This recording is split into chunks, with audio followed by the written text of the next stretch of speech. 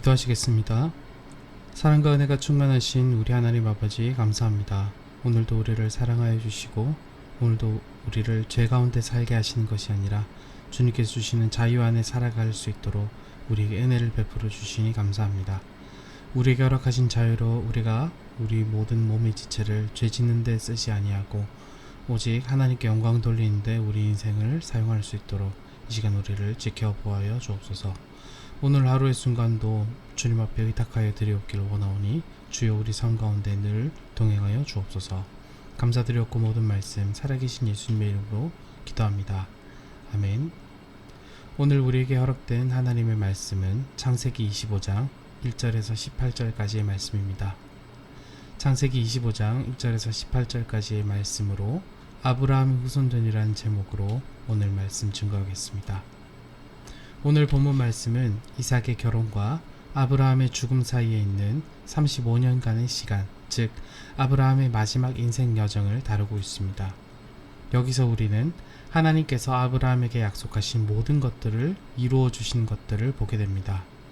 바로 하나님께서 아브라함이 열방의 아버지가 되리라는 약속을 성취하신 것을 보게 됩니다. 동시에 아브라함이 약속의 씨인 이삭을 보호하게 하신 것도 보게 됩니다.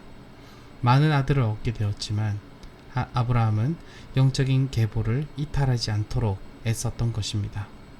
또한 이스마엘 역시도 일족을 이룰 수 있도록 하나님께서는 아브라함에게 한 모든 약속들을 이루어 주셨습니다. 1절에서 6절 말씀을 보시겠습니다. 아브라함이 후처를 거둡니다. 그두라가 누구인지 그두라를 사라가 생존할 당시에 맞아들였는지 사라가 죽은 후 이삭과 리브가가 분가한 이후에 맞아들였는지 분명한 것은 없습니다. 다만 하나님께서는 아브라함에게 하신 약속, 열국의 아버지가 될 것이라는 약속을 성취하셨다는 것입니다. 여기서 우리는 하나님의 약속이 어떠한 한계나 상황일지라도 초월하여 역사한다는 사실을 깨닫게 됩니다. 하나님께서는 일찍이 아브라함에게 티끌 같은 후손, 무별 같은 자손을 약속하셨습니다. 그러나 아브라함의 생애를 보면 그것이 일어나지 않을 것만 같아 보였던 것이 사실입니다. 하지만 하나님은 반드시 그 약속을 지키신다는 것을 알 수 있게 됩니다. 왜 하나님은 어떠한 한계나 상황도 초월하셔서 반드시 약속하신 바를 이루십니까? 이에 대해서 히브리서 6장은 이렇게 말씀합니다. 하나님은 약속을 기업으로 받는 자들에게 그 뜻이 변하지 아니함을 충분히 나타내시려고 그 일을 맹세로 보증하셨나니 이는 하나님이 거짓말을 하실 수 없는 이 두 가지 변하지 못할 사실로 말미암아 앞에 있는 소망을 얻으려고 피난처를 찾은 우리에게 큰 안위를 받게 하려 하심이라. 아멘. 앞에 있는 소망을 얻으려 피난처를 찾은 우리로 큰 안위를 받게 하려 하심이라. 아멘. 사랑하는 여러분, 성도란 어떤 존재입니까? 바로 약속을 기업으로 받는 자들입니다. 하나님께서는 성도의 삶을 헛되게 하지 않으시는 분임을 오늘 말씀이 증거합니다. 사랑하는 여러분, 오늘 이 새벽에 반드시 약속한 바를 이루셔서 하나님을 찾는 인생 가운데 안위함을 주시는 우리 크신 주님을 바라보는 은혜가 오늘 저와 여러분에게 있기를 간절히 소원합니다. 7절 이하를 보시겠습니다. 아브라함이 이제 그 인생의 여정을 마칩니다. 아브라함의 죽음과 관련해서 우리가 눈여겨보아야 하는 것은 첫째로 그가 자신의 삶을 온전히 끝마쳤다라는 표현입니다. 기운이 지나여 죽었다라는 표현이 나오는데요. 이 표현은 히브리인들의 관점에서 자신의 삶과 그 안의 모든 축복들에 만족했다라고 하는 표현입니다.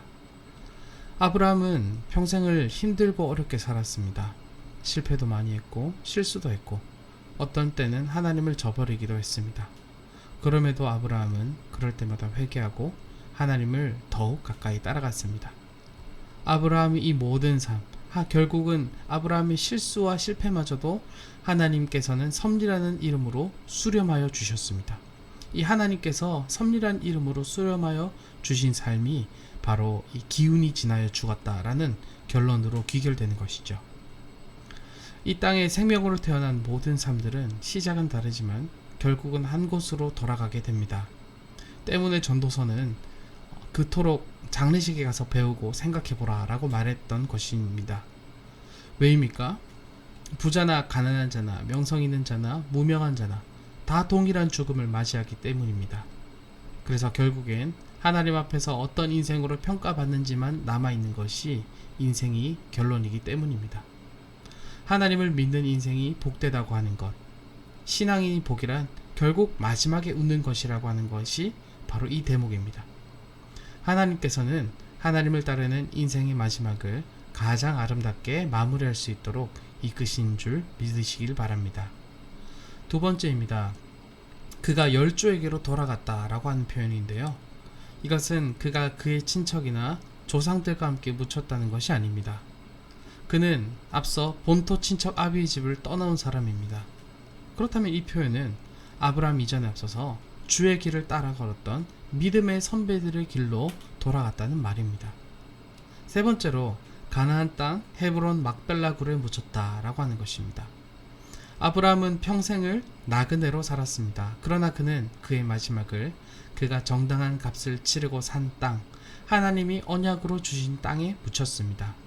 히브리서에는 아브라함이 이 같은 모습을 더 나은 본향을 사모하였기 때문이라고 해석합니다. 이 두 가지 표현을 통해서 우리가 생각해 보아야 하는 교훈은요, 바로 성도의 죽음은 끝이 아닌 또 다른 시작이라는 것입니다. 성도의 죽음은 믿음의 선배들의 길로 돌아가는 길이요, 더 나은 본향으로 향해 가는 시작이라는 것입니다. 사랑하는 여러분, 더 나은 본향을 사모하는 삶을 살아가시길 소망합니다. 하나님께서 우리의 삶을 보실 때 누구누구가 열조에게로 돌아갔고 더 나은 본향을 사모하는 삶을 살다가 갔다 라고 평가하실 수 있도록 오늘 나의 삶을 하나님께 의탁하여 드리며 사시는 하루가 되시길 간절히 소망합니다. 또 그런 하루를 살기를 하나님 앞에 결단하는 하루가 되시길 주님의 이름으로 간절히 축복합니다. 기도하시겠습니다. 사랑이 많으신 우리 하나님 아버지, 감사합니다. 모든 사람은 누구나 그 갔던 길로, 그 왔던 길로 돌아가게 됩니다. 오늘 아브라함의 죽음을 보게 되었습니다. 아브라함의 삶을 보면서 우리는 아브라함의 삶을 만지신 하나님의 신실하심을 보게 되었고, 또 아브라함이 하나님 앞에 신실하게 살았던 그 모든 삶들을 하나님께서 어떻게 평가하시는지를 보게 되었습니다. 주님, 우리는 어떻게 주님 앞에 평가받겠습니까? 우리가 어떻게 주님 앞에서 기억되겠습니까? 그것에 집중하면서 오늘 우리 가운데 허락된 삶을 돌아보는 은혜가 오늘 우리 가운데 충만하게 있도록 함께하여 주옵소서. 감사드리며 이 모든 말씀 살아계신 예수님 이름으로 기도합니다. 아멘.